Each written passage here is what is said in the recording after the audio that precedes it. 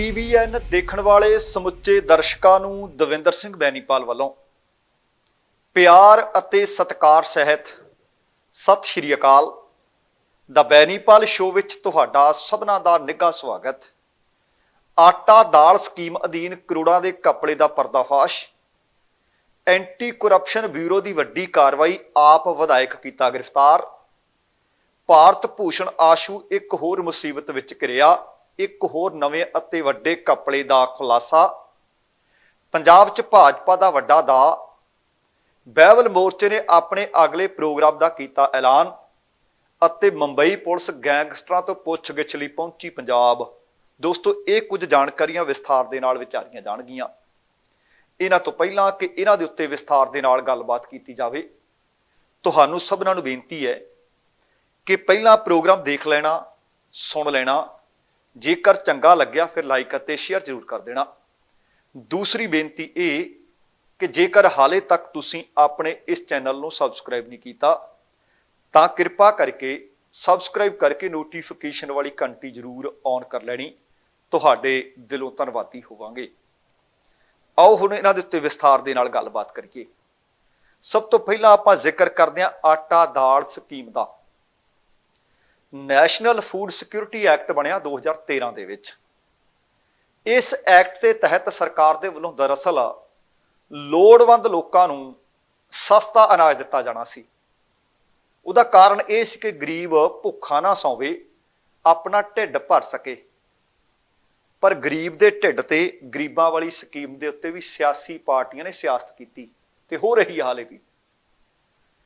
RTI ਰਾਹੀਂ ਇੱਕ ਖੁਲਾਸਾ ਹੋਇਆ ਜਿਸ ਦੇ ਤਹਿਤ ਪੰਜਾਬ ਦੇ ਖੁਰਾਕ ਸਪਲਾਈ ਮਹਿਕਮੇ ਤੋਂ ਜਿਹੜੀ ਜਾਣਕਾਰੀ ਮਿਲੀ ਹੈ ਉਹ ਸੱਚਮੁੱਚ ਹੈਰਾਨੀਜਨਕ ਹੈ ਕਿ ਸਾਲ 2017 ਤੋਂ ਲੈ ਕੇ 2022 ਦੇ ਦਰਮਿਆਨ ਅਕਾਲੀ ਭਾਜਪਾ ਦੇ ਸਮੇਂ 2,82,000 ਰਾਸ਼ਨ ਕਾਰਡਾਂ ਨੂੰ ਕਾਂਗਰਸ ਸਰਕਾਰ ਨੇ ਅਯੋਗ ਕਰਾਰ ਦਿੱਤਾ ਸੀ। ਇਹ ਕਾਰਡ ਦਰਅਸਲ ਅਕਾਲੀ ਭਾਜਪਾ ਜਦੋਂ ਸਰਕਾਰ ਸੀ 2017 ਤੋਂ 2019 ਦੇ ਦੌਰਾਨ ਵੈਰੀਫਿਕੇਸ਼ਨ ਤੋਂ ਬਾਅਦ ਅਯੋਗ ਪਾਏ ਗਏ ਸੀ ਤੇ ਫਿਰ 2 ਸਾਲਾਂ 'ਚ ਅਯੋਗ ਕਰਾਰ ਦਿੱਤੇ ਗਏ। ਇਹ ਰਾਸ਼ਨ ਕਾਰਡ 250 ਕਰੋੜ ਰੁਪਏ ਦਾ ਆਖਿਆ ਜਾ ਰਿਹਾ ਸੀ। ਜਾਣਕਾਰੀ ਮਿਲੀ ਸੀ ਕਿ ਚੂਨਾ ਲਾ ਗਏ ਸਨ। ਇਹਦੇ ਤੋਂ ਬਾਅਦ 2017 ਤੋਂ 2022 ਦੇ ਵਿੱਚ ਕਾਂਗਰਸ ਸਰਕਾਰ ਸੀ। ਕਾਂਗਰਸ ਸਰਕਾਰ ਦੇ ਵੱਲੋਂ 10 ਲੱਖ ਤੇ 30,000 ਨਵੇਂ ਰਾਸ਼ਨ ਕਾਰਡ ਬਣਾਏ ਗਏ ਤੇ ਹੁਣ ਇਸ ਵਕਤ ਪੰਜਾਬ ਦੇ ਵਿੱਚ ਆਮ ਆਦਮੀ ਪਾਰਟੀ ਦੀ ਸਰਕਾਰ ਹੈ ਅਤੇ ਇਹਨਾਂ ਨੇ ਵੀ ਇਹ ਸਾਰੇ ਰਾਸ਼ਨ ਕਾਰਡਾਂ ਦੀ ਜਾਂਚ ਸ਼ੁਰੂ ਕਰਵਾ ਦਿੱਤੀ ਹੈ। ਜ਼ਿਲ੍ਹਾ ਹੈੱਡਕੁਆਟਰਾਂ ਅਤੇ ਪੇਂਡੂ ਖੇਤਰਾਂ ਦੇ SDMs ਅਤੇ ਪਟਵਾਰੀਆਂ, ਸ਼ਹਿਰੀ ਖੇਤਰਾਂ ਦੇ ਵਿੱਚ ਨਗਰ ਨਿਗਮਾਂ ਨੂੰ 30 ਸਤੰਬਰ ਤੱਕ ਸੂਚੀਆਂ ਮੁਕੰਮਲ ਕਰਨ ਦੇ ਵਾਸਤੇ ਆਖ ਦਿੱਤਾ ਗਿਆ ਤੇ ਅਯੋਗ ਵਿਅਕਤੀਆਂ ਨੂੰ ਸਮਾਰਟ ਰਾਸ਼ਨ ਕਾਰਡਾਂ ਦੀ ਸੂਚੀ ਦੇ ਵਿੱਚੋਂ ਬਾਹਰ ਕਰਨ ਵਾਸਤੇ ਆਖ ਦਿੱਤਾ ਗਿਆ ਹੈ। ਸ਼ਾਇਦ ਤੁਹਾਨੂੰ ਯਾਦ ਹੋਣਾ ਹੈ ਕਿ ਇਸੇ ਹੀ ਕਰਕੇ ਤਾਂ ਕਿ ਪਤਾ ਲੱਗੇ ਕਿ ਕਿਤੇ ਅਮੀਰ ਲੋਕ ਆ ਗਰੀਬਾਂ ਵਾਲੀ ਸਕੀਮ ਦਾ ਲਾਹਾ ਤਾਂ ਨਹੀਂ ਲੈ ਸਕੇ। ਪੰਜਾਬ ਸਰਕਾਰ ਘਰ ਘਰ ਆਟਾ ਵੰਡਣਾ ਚਾਹੁੰਦੀ ਸੀ ਇਸ ਸਕੀਮ ਦੇ ਰਾਹੀਂ, ਪਰ ਉਹਨੂੰ ਡੀਪੂ ਹੋਲਡਰਾਂ ਨੇ ਦਰਅਸਲ ਚੁਣੌਤੀ ਦੇ ਦਿੱਤੀ ਸੀ। ਫਿਲਹਾਲ ਉਹਦੇ ਤੇ ਸਟੇ ਲੱਗ ਗਈ ਹੈ। 1 ਅਕਤੂਬਰ ਤੋਂ ਨਹੀਂ ਉਹ ਨੀਤੀ ਲਾਗੂ ਹੋ ਜਾਣੀ ਸੀ। ਉਹਦੇ ਵਿੱਚ ਸਭ ਤੋਂ ਵੱਡੀ ਜੇ ਆਪਾਂ ਸੰਖੇਪ ਦੀ ਨਜ਼ਰ ਮਾਰੀਏ, ਤਕਰੀਬਨ 3 ਕਰੋੜ ਆਬਾਦੀ ਹੈ ਪੰਜਾਬ ਦੀ। ਕਿਵੇਂ ਹੋ ਸਕਦਾ ਹੈ ਕਿ 1 ਕਰੋੜ ਤੇ 53 ਲੱਖ ਲੋਕ ਉਸ ਸਕੀਮ ਦੇ ਵਾਸਤੇ ਲਾਭਪਾਤਰੀ ਨੇ? ਇਸੇ ਕਰਕੇ ਸ਼ਾਇਦ ਸਰਕਾਰ ਨੇ ਸੋਚਿਆ ਸੀ, ਪਰ ਉਹ ਸਰਕਾਰ ਦੀ ਸਕੀਮ ਹਾਲ ਦੀ ਘੜੀ ਧਰੀ ਧਰੀ ਰਹਿ ਗਈ ਹੈ। ਦੱਸਣਾ ਬਣਦਾ ਕਿ ਦਰਅਸਲ ਵੋਟ ਬੈਂਕ ਨੂੰ ਮਜ਼ਬੂਤ ਕਰਨ ਦੇ ਵਾਸਤੇ ਇਹ ਸਕੀਮ ਲਿਆਂਦੀ ਗਈ ਸੀ। ਸਿਆਸੀ ਮੰਤਵਾਂ ਦੇ ਲਈ ਇਹ ਵਰਤੀ ਗਈ ਹੈ। ਸਾਲ 2017 ਤੋਂ 22 ਦੇ ਦਰਮਿਆਨ ਵਿਭਾਗ ਦੇ ਵੱਲੋਂ 10,30,000 ਜਿਹੜੇ ਨਵੇਂ ਰਾਸ਼ਨ ਕਾਰਡ ਬਣਾਏ ਗਏ, ਪਰ ਸ਼੍ਰੋਮਣੀ ਅਕਾਲੀ ਦਲ ਦੀ ਮੈਂ ਸਰਕਾਰ ਦਾ ਜ਼ਿਕਰ ਕਰ ਰਿਹਾ, ਉਸ ਵਕਤ 2,82,000 ਜਿਹੜੇ ਕਾਰਡ ਸੀ ਜਾਂਚ ਤੋਂ ਬਾਅਦ ਅਯੋਗ ਕਰਾਰ ਦਿੱਤੇ ਗਏ ਸੀ। ਕਈ ਜ਼ਿਲ੍ਹਿਆਂ ਦੇ ਜਿਹੜੇ ਅੰਕੜੇ ਮਿਲੇ ਨੇ ਬਹੁਤ ਹੈਰਾਨੀਜਨਕ ਨੇ। 5 ਸਾਲਾਂ ਦੇ ਵਿੱਚ ਉਸ ਵਕਤ ਜਿਹੜੇ ਕਾਰਡ ਬਣਾਏ ਗਏ ਉਹਨਾਂ ਦੇ ਵਿੱਚੋਂ 50%, ਕਿਤੇ 100% ਹਿਸਾਬ ਲਾ ਲਓ ਕਿ ਕਿਤੇ ਅੱਧੇ ਤੇ ਕਿਤੇ ਸਾਰੇ ਅਯੋਗ ਕਰਾਰ ਪਾਏ ਗਏ। ਪ੍ਰਕਾਸ਼ ਸਿੰਘ ਬਾਦਲ ਹੋਰਾਂ ਦਾ ਜਾਂ ਬਾਦਲ ਪਰਿਵਾਰ ਦਾ ਆਖੀਏ ਜ਼ਿਲ੍ਹਾ ਸ਼੍ਰੀ ਮੁਕਤਸਰ ਸਾਹਿਬ ਹੈ। ਸ਼੍ਰੀ ਮੁਕਤਸਰ ਸਾਹਿਬ ਦੇ ਵਿੱਚ ਪਿਛਲੇ 5 ਸਾਲਾਂ ਦੇ ਵਿੱਚ 18,849 ਨਵੇਂ ਕਾਰਡ ਬਣਾਏ ਗਏ ਉਹਨਾਂ ਵਿੱਚੋਂ ਬਹੁ ਗਿਣਤੀ ਅਯੋਗ ਪਾਏ ਗਏ। ਤਰਨਤਾਰਨ ਦੇ ਵਿੱਚ 51,000 ਤੇ 425 ਬਣਾਏ ਗਏ, ਉਹਨਾਂ ਵਿੱਚੋਂ ਵੀ ਅੱਧੇ ਤੋਂ ਵੱਧ 29,000 ਤੋਂ ਵਧੇਰੇ ਕਾਰਡ ਅਯੋਗ ਪਾਏ ਗਏ। ਮਾਨਸਾ ਦੇ ਵਿੱਚ 23,000 ਤੇ 398 ਬਣੇ, ਉਹਨਾਂ ਦੇ ਵਿੱਚੋਂ ਵੀ ਤਕਰੀਬਨ ਅੱਧੇ 12,000 ਤੋਂ ਵੱਧ ਅਯੋਗ ਕਰਾਰ ਦਿੱਤੇ ਗਏ। ਸਭ ਤੋਂ ਵੱਧ 39,930 ਕਾਰਡ ਅੰਮ੍ਰਿਤਸਰ ਦੇ ਵਿੱਚ ਅਯੋਗ ਕਾਰਡ ਪਾਏ ਗਏ। ਹੁਣ ਤੁਸੀਂ ਹਿਸਾਬ ਲਾ ਲਓ ਕਿ ਨਾ ਕਾਰਡ ਬਣਾਉਣ ਵਾਲਿਆਂ ਨੇ ਕੋਈ ਸ਼ਰਮ ਕੀਤੀ, ਨਾ ਬਣਵਾਉਣ ਵਾਲਿਆਂ ਨੇ ਸ਼ਰਮ ਕੀਤੀ। ਕਰੋੜਾਂ ਰੁਪਏ ਦਾ ਚੂਨਾ ਲੱਗ ਗਿਆ। ਮੈਂ ਅੱਗੇ ਵੀ ਜ਼ਿਕਰ ਕਰਦਾ ਹੁੰਦਾ ਕਿ ਲੋੜਵੰਦ ਰਹਿ ਜਾਂਦੇ ਆ, ਜਿਨ੍ਹਾਂ ਨੂੰ ਲੋੜ ਨਹੀਂ ਉਹ ਇਹਨਾਂ ਸਕੀਮਾਂ ਦਾ ਲਾਹਾ ਲੈ ਜਾਂਦੇ ਆ। ਹੁਣ ਸੰਖੇਪ ਦੇ ਵਿੱਚ ਦਰਅਸਲ ਸਕੀਮ ਕੀ ਸੀ ਤੁਹਾਨੂੰ ਸਮਝ ਆ ਜਾਏਗੀ। ਇਹ ਸਕੀਮ ਸੀ ਲੋੜਵੰਦ ਲੋਕ ਕਿ ਇਸ ਸਕੀਮ ਦਾ ਫਾਇਦਾ ਲੈ ਸਕਣ, 2 ਰੁਪਏ ਕਿਲੋ ਦੇ ਹਿਸਾਬ ਨਾਲ ਇਨਾਜ ਦਿੱਤਾ ਜਾਣਾ ਸੀ। ਇਹ ਸਕੀਮ 2017 ਦੇ ਵਿੱਚ ਆਟਾ ਦਾਲ ਸਕੀਮ ਦੇ ਨਾਮ ਨਾਲ ਲਿਆਂਦੀ ਗਈ।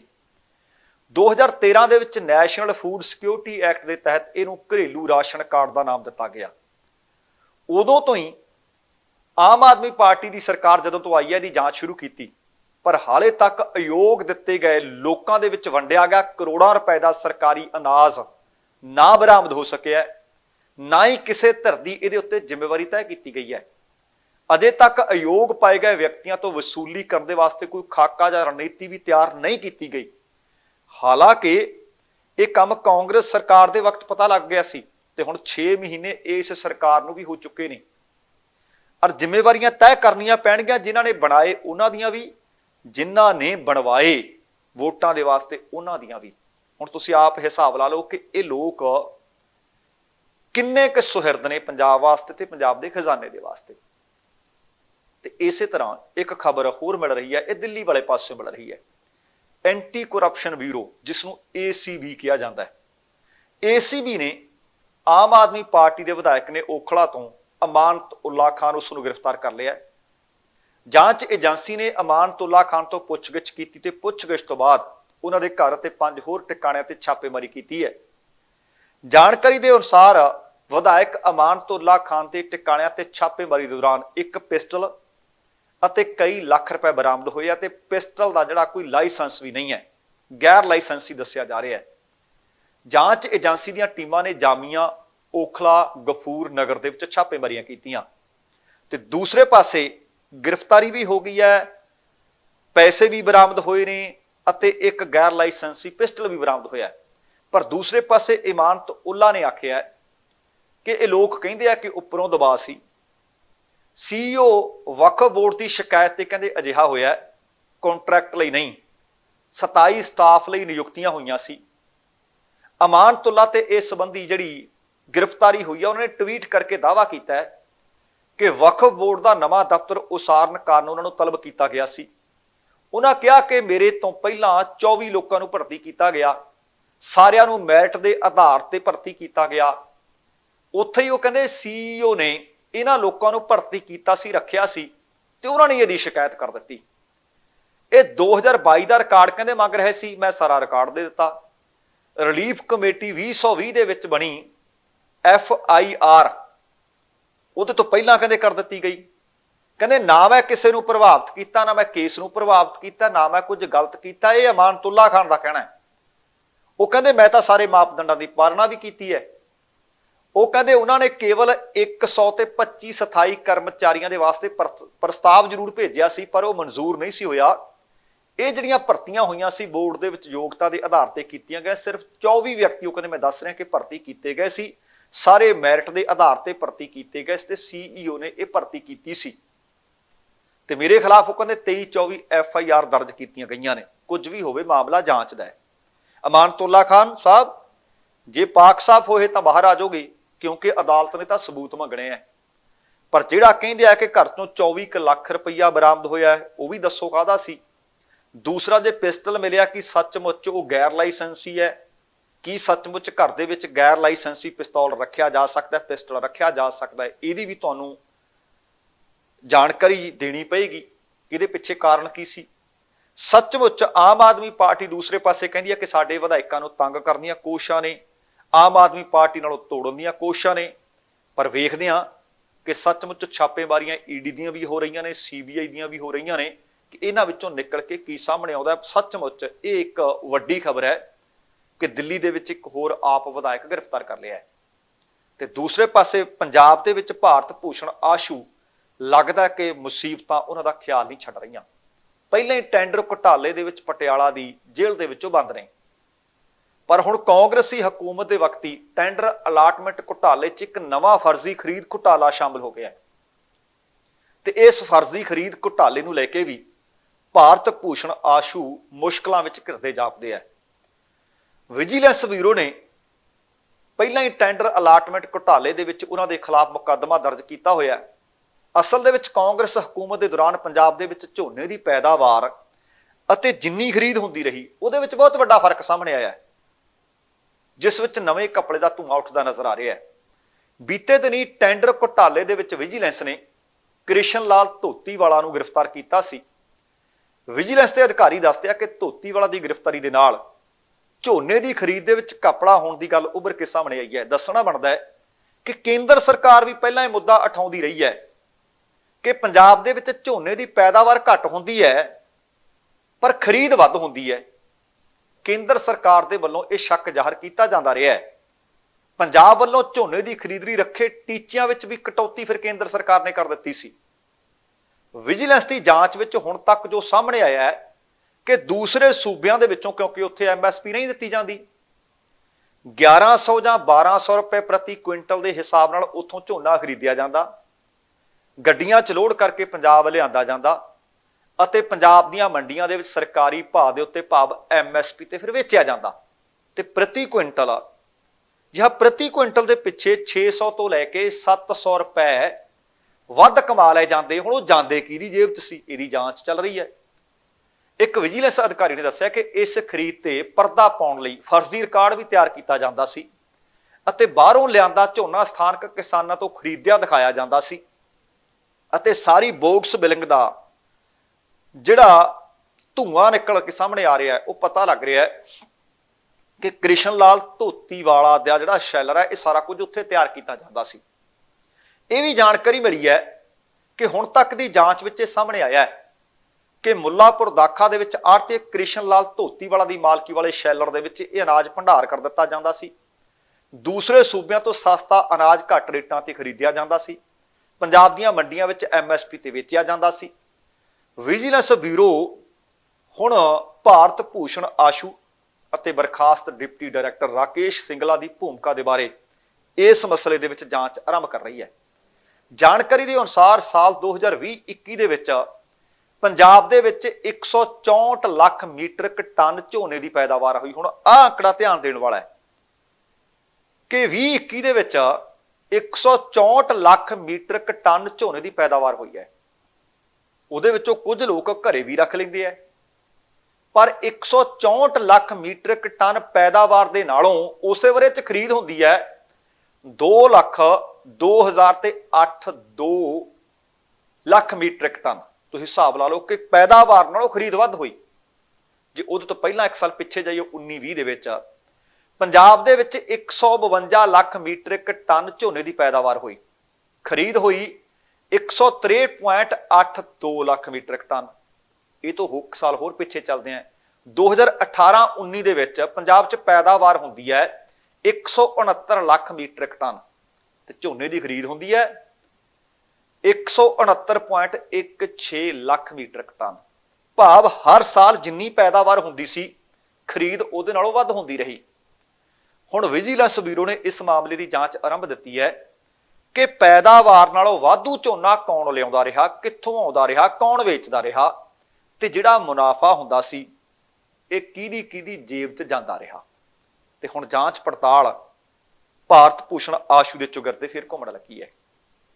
ਤੇ ਅਗਲੀ ਖਬਰ ਹੈ, ਭਾਰਤੀ ਜਨਤਾ ਪਾਰਟੀ ਦਰਅਸਲ ਪੱਬਾਂ ਭਾਰ ਹੈ, 24 ਤੇ 27 ਦੇ ਵਿੱਚ ਕੁਝ ਨਵਾਂ ਕਰਨਾ ਚਾਹੁੰਦੀ ਹੈ।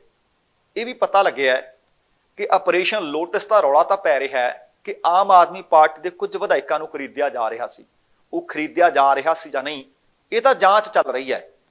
ਪਰ ਦੂਸਰੇ ਪਾਸੇ ਕਾਂਗਰਸ ਨੂੰ ਕਹਿੰਦੇ ਵੱਡਾ ਝਟਕਾ ਜ਼ਰੂਰ ਦੇਣ ਦੀ ਤਿਆਰੀ 'ਚ ਹੈ ਭਾਜਪਾ। ਇਹ ਵੀ ਦੱਸਿਆ ਜਾ ਰਿਹਾ ਕਿ ਜਿਹੜਾ ਝਟਕਾ ਹੈ ਨਾ, ਜਿਸ ਤਰ੍ਹਾਂ ਗੋਆ 'ਚ ਦਿੱਤਾ ਹੈ ਕਿ ਉਹ ਭਾਰਤ ਜੋੜੋ ਤੇ ਉਧਰ ਕਾਂਗਰਸ ਤੋੜੋ ਚੱਲ ਰਿਹਾ ਹੈ, ਕਿ ਇਹ ਭਾਰਤ ਜੋੜੋ ਯਾਤਰਾ ਦੇ ਤਹਿਤ ਜਦੋਂ ਪੰਜਾਬ ਦੇ ਵਿੱਚ ਉਹਨਾਂ ਨੇ ਪਹੁੰਚਣਾ ਹੈ, ਪੰਜਾਬ ਦੇ ਵਿੱਚ ਪਹੁੰਚਣ ਤੋਂ ਪਹਿਲਾਂ ਦਿੱਤਾ ਜਾ ਸਕਦਾ ਹੈ। ਕੁਝ ਪਾਰਟੀ ਦੇ ਜਿਹੜੇ ਅੰਦਰੂਨੀ ਸੂਤਰ ਨੇ ਉਹਨਾਂ ਦੇ ਮੁਤਾਬਕ ਕਈ ਵਿਧਾਇਕ ਭਾਜਪਾ ਦੇ ਵਿੱਚ ਜਾਣ ਦੀ ਤਿਆਰੀ ਕਰੀ ਬੈਠੇ ਆ। ਅਜੇ ਪੇਚ ਸਿਰਫ ਦਲ ਬਦਲੂ ਕਾਨੂੰਨ ਨੂੰ ਲੈ ਕੇ ਫਸਿਆ ਹੋਇਆ ਹੈ, ਕਿਉਂਕਿ ਕਾਂਗਰਸ ਤੇ ਪੰਜਾਬ ਦੇ ਵਿੱਚ ਇਸ ਵਕਤ 18 ਵਿਧਾਇਕ ਨੇ। ਫਿਰ ਇਹ ਕਾਨੂੰਨ ਲਾਗੂ ਕਿਵੇਂ ਨਹੀਂ ਹੋਊਗਾ? ਜੇ 12 ਵਿਧਾਇਕ ਟੁੱਟ ਕੇ ਚਲੇ ਜਾਣ ਤਾਂ ਇਹ ਕਾਨੂੰਨ ਉਹਨਾਂ ਤੇ ਲਾਗੂ ਨਹੀਂ ਹੋਣਾ। ਜਾਣਕਾਰੀ ਅਨੁਸਾਰ ਜਾਣ ਦੇ ਚਾਹਵਾਨਾਂ ਦੇ ਵਿੱਚ ਕਈ ਵਿਧਾਇਕ ਨੇ ਜਿਹੜੇ ਚਾਹੁੰਦੇ ਆ ਕਿ ਭਾਜਪਾ 'ਚ ਚੱਲੀਏ। ਭਾਜਪਾ ਵੀ ਚਾਹੁੰਦੀ ਹੈ ਕਿ ਜੇ ਆਉਣ ਤਾਂ 2/3 ਵਿਧਾਇਕ ਇੱਕੋ ਸਮੇਂ ਕਾਂਗਰਸ ਛੱਡਣ, ਭਾਜਪਾ 'ਚ ਆ ਜਾਣ ਤੇ ਦਲ ਬਦਲੂ ਕਾਨੂੰਨ ਉਹਨਾਂ ਤੇ ਫਿਰ ਲਾਗੂ ਨਾ ਹੋਵੇ ਤੇ ਨਾ ਹੀ ਫਿਰ ਉਹਨਾਂ ਦੀ ਵਿਧਾਨ ਸਭਾ ਦੀ ਮੈਂਬਰਸ਼ਿਪ ਰੱਦ ਹੋਵੇ। ਕਾਂਗਰਸ ਤੋਂ ਚੋਣ ਲੜੇ, ਅਬੋਹਰ ਤੋਂ ਜਿੱਤੇ ਸੰਦੀਪ ਜਾਖੜ, ਕਾਂਗਰਸ ਵਾਲੇ ਵੀ ਕਈ ਵਾਰ ਉਹਨਾਂ ਨੂੰ ਆਖ ਚੁੱਕਿਆ ਕਿ ਭਾਜਪਾ ਚਲੇ ਜਾਓ, ਕਿਉਂਕਿ ਸੰਦੀਪ ਦੇ ਚਾਚਾ ਜੀ ਸੁਨੀਲ ਕੁਮਾਰ ਜਾਖੜ ਕਾਂਗਰਸ ਦੇ ਪ੍ਰਧਾਨ ਹੋਇਆ ਕਰਦੇ ਸੀ। ਕਾਂਗਰਸ ਛੱਡ ਕੇ ਅੱਜ ਕੱਲ ਉਹ ਭਾਜਪਾ 'ਚ ਨੇ। ਜਾਣਕਾਰੀ ਤਾਂ ਇਹ ਵੀ ਮਿਲ ਰਹੀ ਹੈ ਕਿ ਅਕਤੂਬਰ ਦੇ ਵਿੱਚ ਰਾਹੁਲ ਗਾਂਧੀ ਦੀ ਭਾਰਤ ਜੋੜੋ ਯਾਤਰਾ ਦਾ ਪੰਜਾਬ ਜਦੋਂ ਪਹੁੰਚਣਾ ਪੜਾ, ਉਹ ਤੋਂ ਪਹਿਲਾਂ ਕਾਂਗਰਸ ਨੂੰ ਇਹ ਝਟਕਾ ਮਿਲਣਾ ਹੈ। ਜਾਣਕਾਰੀ ਇਹ ਹੈ ਕਿ ਸ਼੍ਰੋਮਣੀ ਅਕਾਲੀ ਦਲ ਅਤੇ ਕਾਂਗਰਸ ਦੇ ਸਿੱਖ ਆਗੂਆਂ ਤੇ ਵੀ ਭਾਜਪਾ ਦੀਆਂ ਇਸ ਵਕਤ ਨਜ਼ਰਾਂ ਟਿਕੀਆਂ ਹੋਈਆਂ ਨੇ। ਭਾਜਪਾ ਜਾਣਦੀ ਹੈ ਕਿ ਜੇ ਉਹਨੇ ਆਪਣੇ ਦਮ ਤੇ 2024 ਦੇ ਵਿੱਚ ਲੋਕ ਸਭਾ ਦੀਆਂ ਚੋਣਾਂ ਲੜਨੀਆਂ ਨੇ ਤਾਂ ਉਹਨਾਂ ਨੂੰ ਸ਼ਹਿਰਾਂ ਦੇ ਨਾਲ ਨਾਲ ਪੇਂਡੂ ਇਲਾਕਿਆਂ ਦੇ ਵਿੱਚ ਆਪਣਾ ਆਧਾਰ ਬਣਾਉਣਾ ਪਏਗਾ। ਸ਼ਾਇਦ ਇਸ ਭੁਲੇਖੇ 'ਚ ਨੇ ਕਿ ਜੇ ਕੁਝ ਦਸਤਾਰਧਾਰੀ ਜਾਂ ਸਿੱਖ ਚਿਹਰੇ ਇਧਰੋਂ ਟਪੂਸੀ ਮਾਰ ਕੇ ਆ ਜਾਣਗੇ ਕਿ ਉਹਨਾਂ ਦਾ ਪਿੰਡਾਂ 'ਚ ਆਧਾਰ ਬਣ ਜਾਏਗਾ। ਆਧਾਰ ਬਣਾਉਣ ਦੇ ਵਾਸਤੇ ਸ਼ਾਇਦ ਲੋਕਾਂ ਦੇ ਪਸੰਦ ਦੀਆਂ ਨੀਤੀਆਂ ਲਿਆਉਣੀਆਂ ਪੈਣਗੀਆਂ। ਤੁਹਾਨੂੰ ਯਾਦ ਹੋਣਾ ਕਿ ਪਹਿਲਾਂ ਅਕਾਲੀਆਂ ਦੇ ਨਾਲ ਗੱਠਜੋੜ ਵੀ ਸੀ, ਪਰ ਆਧਾਰ ਤਾਂ ਉਦੋਂ ਵੀ ਨਹੀਂ ਬਣ ਸਕਿਆ। ਪੰਜਾਬ ਦੇ ਵਿੱਚ 23 ਸ਼ਹਿਰੀ ਇਲਾਕਿਆਂ ਦੇ ਵਿੱਚ ਉਹਨਾਂ ਨੂੰ ਟਿਕਟਾਂ ਦਿੱਤੀਆਂ ਜਾਂਦੀਆਂ ਸੀ। 2022 ਦੇ ਵਿੱਚ ਉਹਨਾਂ ਨੇ ਆਪਣੇ ਦਮਖਮ ਤੇ ਚੋਣਾਂ ਲੜੀਆਂ, 73 ਸੀਟਾਂ ਤੇ ਚੋਣ ਲੜੀ। ਕੈਪਟਨ ਦੀ ਪਾਰਟੀ ਪੰਜਾਬ ਲੋਕ ਕਾਂਗਰਸ ਅਤੇ ਸ਼੍ਰੋਮਣੀ ਅਕਾਲੀ ਦਲ ਸੰਯੁਕਤ ਦੇ ਨਾਲ ਸਮਝੌਤਾ ਸੀ, ਪਰ ਸਿਰਫ 2 ਹਲਕੇ ਜਿੱਤ ਸਕੇ। ਇਸ ਲਈ ਪਾਰਟੀ ਜਦੋਂ ਤੱਕ ਇਹ ਆਖਿਆ ਜਾ ਸਕਦਾ ਕਿ ਪੇਂਡੂ ਇਲਾਕਿਆਂ ਦੇ ਵਿੱਚ ਆਪਣਾ ਆਧਾਰ, ਆਪਣੀ ਪਕੜ ਮਜ਼ਬੂਤ ਨਹੀਂ ਕਰਦੀ, ਉਦੋਂ ਤੱਕ ਭੁੱਲ ਜਾਣ ਕਿ ਇਕੱਲਿਆਂ ਭਾਰਤੀ ਜਨਤਾ ਪਾਰਟੀ ਪੰਜਾਬ ਦੇ ਵਿੱਚ ਕੁਝ ਨਵਾਂ ਕਰ ਗੁਜ਼ਰ ਸਕਦੀ ਹੈ। ਲਿਹਾਜ਼ਾ ਹੁਣ ਭਾਜਪਾ ਦੂਸਰੀਆਂ ਪਾਰਟੀਆਂ, ਉਹਨਾਂ 'ਚ ਕਾਂਗਰਸ ਵੀ ਹੈ, ਉਹਨਾਂ 'ਚ ਅਕਾਲੀ ਵੀ ਹੈ, ਉਹਨਾਂ 'ਚ ਆਮ ਆਦਮੀ ਪਾਰਟੀ ਵੀ ਹੈ, ਉਹਨਾਂ 'ਚੋਂ ਕੁਝ ਵਿਧਾਇਕ ਆਪਣੇ ਵਿੱਚ ਲਿਆਉਣ ਦੇ ਉੱਤੇ ਯੋਜਨਾ ਬਣਾ ਰਹੀ ਹੈ ਤਾਂ ਕਿ ਆਉਣ ਵਾਲੀਆਂ ਲੋਕ ਸਭਾ ਚੋਣਾਂ ਤੋਂ ਪਹਿਲਾਂ ਪਿੰਡਾਂ ਦੇ ਵਿੱਚ ਆਪਣਾ ਆਧਾਰ ਬਣਾ ਸਕਣ। ਖਬਰਾਂ ਤਾਂ ਇਹ ਵੀ ਹੈ ਕਿ ਆਉਣ ਵਾਲੀ 19 ਤਰੀਕ ਨੂੰ ਪੰਜਾਬ ਦੇ ਸਾਬਕਾ ਮੁੱਖ ਮੰਤਰੀ ਕੈਪਟਨ ਅਮਰਿੰਦਰ ਸਿੰਘ ਆਪਣੀ ਪਾਰਟੀ ਦਾ ਰਲੇਵਾਂ ਵੀ ਭਾਜਪਾ 'ਚ ਕਰ ਦੇਣਗੇ ਤੇ ਆਪ ਵੀ ਭਾਜਪਾ ਦੇ ਰੰਗ ਵਿੱਚ ਰੰਗੇ ਜਾਣਗੇ। ਇਹ ਵੀ ਕਿਆਸ ਲਾਏ ਜਾ ਰਹੇ ਹੈ ਕਿ ਪੰਜਾਬ ਦੇ ਕੁਝ ਵੱਡੇ ਕਾਂਗਰਸੀ ਆਗੂ ਉਹ ਵੀ ਭਾਰਤੀ ਜਨਤਾ ਪਾਰਟੀ ਵਿੱਚ ਸ਼ਾਮਲ ਹੋ ਸਕਦੇ ਹੈ। ਹੁਣ ਦੇਖਣਾ ਹੋਏਗਾ ਕਿ 19 ਤਰੀਕ ਨੂੰ ਜੇਕਰ ਕੈਪਟਨ ਅਮਰਿੰਦਰ ਸਿੰਘ ਭਾਜਪਾ 'ਚ ਸ਼ਾਮਲ ਹੁੰਦੇ ਆ ਤੇ ਨਾਲ ਕਿਹੜੇ ਆਗੂ ਨੂੰ ਲੈ ਕੇ ਜਾਂਦੇ ਆ। ਦੱਸਣਾ ਬਣਦਾ ਕਿ ਉਹਨਾਂ ਦੇ ਖਾਸ ਮਖਾਸ ਡਾਕਟਰ ਰਾਜਕੁਮਾਰ ਵੇਰਕਾ, ਬਲਵੀਰ ਸਿੱਧੂ, ਗੁਰਪ੍ਰੀਤ ਕਾਂਗੜ, ਫਤਿਹ ਜੰਗ ਬਾਜਵਾ ਤੇ ਕਈ ਹੋਰ, ਰਾਣਾ ਗੁਰਮੀਤ ਸੋਢੀ ਪਹਿਲਾਂ ਹੀ ਭਾਰਤੀ ਜਨਤਾ ਪਾਰਟੀ ਵਿੱਚ, ਸੁਨੀਲ ਕੁਮਾਰ ਜਾਖੜ ਭਾਰਤੀ ਜਨਤਾ ਪਾਰਟੀ ਵਿੱਚ ਜਾ ਕੇ ਬੈਠ ਚੁੱਕੇ ਨੇ। ਤੇ ਹੁਣ ਗੱਲ ਕਰਦੇ ਹਾਂ ਆਪਾਂ ਬਾਈਬਲ ਮੋਰਚੇ ਦੀ। ਬੇਅਦਬੀ ਅਤੇ ਗੋਲੀकांड ਦਾ ਇਨਸਾਫ ਮੰਗਿਆ ਜਾ ਰਿਹਾ ਤੇ ਬੀਤੇ 7 ਸਾਲਾਂ ਤੋਂ ਮੰਗਿਆ ਜਾ ਰਿਹਾ ਹੈ। ਇਨਸਾਫ ਦੇ ਲਈ ਸ਼ਹੀਦਾਂ ਦੇ ਵਾਰਸਾਂ ਦੇ ਵੱਲੋਂ ਬਾਈਬਲ ਕਲਾਂ ਦੇ ਵਿੱਚ ਇੱਕ ਇਨਸਾਫ ਮੋਰਚਾ ਲਾਇਆ ਹੋਇਆ ਹੈ। ਇਨਸਾਫ ਮੋਰਚੇ ਦੇ ਵਿੱਚ ਸਿੱਖ ਜਥੇਬੰਦੀਆਂ ਦੇ ਵੱਲੋਂ ਮੌਜੂਦਾ ਸਰਕਾਰ ਨੂੰ, ਭਗਵੰਤ ਮਾਨ ਸਰਕਾਰ ਨੂੰ 14 ਅਕਤੂਬਰ ਤੱਕ ਸਮਾਂ ਦਿੱਤਾ ਗਿਆ ਹੈ। ਉੱਥੇ ਫੈਸਲਾ ਕੀਤਾ ਗਿਆ ਹੈ ਕਿ 14 ਅਕਤੂਬਰ ਤੱਕ ਇਨਸਾਫ ਨਾ ਮਿਲਣ ਦੀ ਸੂਰਤ ਦੇ ਵਿੱਚ ਆਰ-ਪਾਰ ਦੀ ਲੜਾਈ ਲੜੀ ਜਾਏਗੀ। ਮੋਰਚੇ ਦੇ ਵਿੱਚ ਸੁਖਰਾਜ ਸਿੰਘ ਨਿਆਮੀਵਾਲਾ, ਸਾਧੂ ਸਿੰਘ ਸਰਾਵਾਂ, ਐਡਵੋਕੇਟ ਹਰਪਾਲ ਸਿੰਘ ਖਾਰਾ ਅਤੇ ਕੁਝ ਹੋਰ ਆਗੂ ਸੀ, ਜਿਨ੍ਹਾਂ ਨੇ ਰੋਸ ਪ੍ਰਗਟਾਇਆ ਕਿ ਸਿੱਖ ਨੌਜਵਾਨਾਂ, ਜਿਨ੍ਹਾਂ ਦੇ ਵਿੱਚ ਕ੍ਰਿਸ਼ਨ ਭਗਵਾਨ ਸਿੰਘ ਨਿਆਮੀਵਾਲਾ ਤੇ ਗੁਰਜੀਤ ਸਿੰਘ ਨੂੰ ਪੁਲਿਸ ਦੀ ਗੋਲੀ ਨਾਲ ਸ਼ਹੀਦ ਕਰ ਦਿੱਤਾ ਗਿਆ ਸੀ ਤੇ ਪੂਰੇ 7 ਸਾਲ ਹੋ ਜਾਣਗੇ। ਉਹ ਕਹਿੰਦੇ ਪੀੜਤ ਪਰਿਵਾਰਾਂ ਦੇ ਵੱਲੋਂ ਅਦਾਲਤੀ ਲੜਾਈ ਲੜੀ ਜਾ ਰਹੀ ਹੈ, ਜਾਂਚ ਕਮਿਸ਼ਨ ਬਣੇ ਨੇ, SITs ਦਾ ਗਠਨ ਹੋਇਆ, ਬੇਅਦਬੀ ਤੇ ਗੋਲੀकांड ਦੇ ਦੋਸ਼ੀਆਂ ਦੀ ਸ਼ਨਾਖਤ ਹੋਈ ਤੇ ਚੌਥਾ ਮੁੱਖ ਮੰਤਰੀ ਹੈ ਪੰਜਾਬ ਦੇ ਵਿੱਚ। ਨਾ ਤਾਂ ਦੋਸ਼ੀਆਂ ਨੂੰ ਸਜ਼ਾਵਾਂ ਦਿੱਤੀਆਂ ਗਈਆਂ ਨੇ ਤੇ ਨਾ ਹੀ ਹਾਲੇ ਤੱਕ ਪੀੜਤ ਪਰਿਵਾਰਾਂ ਨੂੰ ਇਨਸਾਫ। ਇਹਨਾਂ ਜਥੇਬੰਦੀਆਂ ਦੇ ਆਗੂਆਂ ਨੇ ਕਿਹਾ ਕਿ ਜੇਕਰ ਮੌਜੂਦਾ ਸਰਕਾਰ ਨੇ ਵੀ ਪਿਛਲੀਆਂ ਸਰਕਾਰਾਂ ਵਾਂਗੂ, ਭਾਵੇਂ ਉਹ ਅਕਾਲੀ ਭਾਜਪਾ ਸਰਕਾਰ ਸੀ, ਭਾਵੇਂ ਕੈਪਟਨ ਤੇ ਭਾਵੇਂ ਚੰਨੀ ਦੀ ਸਰਕਾਰ ਸੀ, ਉਹਨਾਂ ਸਰਕਾਰਾਂ ਦੇ ਵਾਂਗ ਟਾਲ ਮਟੋਲ ਦੀ ਨੀਤੀ ਅਪਣਾਈ, ਪੀੜਤ ਪਰਿਵਾਰਾਂ ਤੇ ਸਿੱਖ ਜਥੇਬੰਦੀਆਂ ਨੂੰ ਗੁੰਮਰਾਹ ਕੀਤਾ, ਤਾਂ ਕਹਿੰਦੇ ਹਸ਼ਰ ਉਹਨਾਂ ਦਾ ਵੀ ਅਕਾਲੀਆਂ ਤੇ ਕਾਂਗਰਸੀਆਂ ਵਾਲਾ ਹੋਵੇਗਾ। ਇਹ ਆਪਾਂ ਵੀ ਅਕਸਰ ਕਹਿੰਦੇ ਰਹੇ ਹਾਂ ਕਿ ਸੱਚਮੁੱਚ ਇਨਸਾਫ ਪਸੰਦ ਲੋਕ ਇਨਸਾਫ ਚਾਹੁੰਦੇ ਆ, ਸਰਕਾਰ ਭਾਵੇਂ ਕਿਸੇ ਦੀ ਵੀ ਹੋਵੇ। ਵੇਖਦੇ ਹਾਂ ਕਿ 14 ਅਕਤੂਬਰ ਤੱਕ ਦਾ ਦਰਅਸਲ ਇਹ ਅਲਟੀਮੇਟਮ ਹੈ ਕਿ ਉਹਦੇ ਤੋਂ ਪਹਿਲਾਂ ਕੀ ਕਿਸੇ ਤਣਪੱਤਣ ਕੇਸ ਨੂੰ ਲਾਉਣ ਦੇ ਵਾਸਤੇ ਅੱਗੇ ਕਾਰਵਾਈ ਕੋਈ ਪੈਂਦੀ ਹੈ ਜਾਂ ਨਹੀਂ, ਇਹ ਵੇਖਣਾ ਹੋਵੇਗਾ। ਤੇ ਦੂਸਰੇ ਪਾਸੇ ਖਬਰਾਂ ਵੜ ਰਹੀਆਂ ਨੇ ਕਿ ਮੁੰਬਈ ਤੋਂ ਕ੍ਰਾਈਮ ਬ੍ਰਾਂਚ ਪੁਲਿਸ ਉਹ ਪਹੁੰਚ ਚੁੱਕੀ ਹੈ। ਰਾਜਪੁਰਾ ਦੇ ਵਿੱਚ CIA ਸਟਾਫ ਦੇ ਦਫ਼ਤਰ ਦੇ ਵਿੱਚ ਮੂਸੇਵਾਲਾ ਦੇ ਕਤਲ ਦੇ ਮਾਮਲੇ ਵਿੱਚ ਗ੍ਰਿਫਤਾਰ ਕੀਤੇ ਗਏ 3 ਗੈਂਗਸਟਰ, ਉਹਨਾਂ 'ਚ ਦੀਪਕ ਮੁੰਡੀ, ਉਹਨਾਂ 'ਚ ਕਪਲ ਪੰਡਤ ਤੇ ਉਹਨਾਂ ਦੇ ਵਿੱਚ ਰਜਿੰਦਰ ਉਰਫ ਜੋਕਰ, ਬਠਿੰਡਾ ਦੀ ਅਦਾਲਤ ਤੋਂ 6 ਦਿਨਾਂ ਦਾ ਪੁਲਿਸ ਰਿਮਾਂਡ ਮਿਲਣ ਤੋਂ ਬਾਅਦ ਉਹਨਾਂ ਦੀ ਪੁੱਛਗਿੱਛ ਕੀਤੀ ਜਾ ਰਹੀ ਹੈ ਇਸ CIA ਸਟਾਫ ਦੇ ਦਫ਼ਤਰ ਵਿੱਚ ਰੱਖ ਕੇ।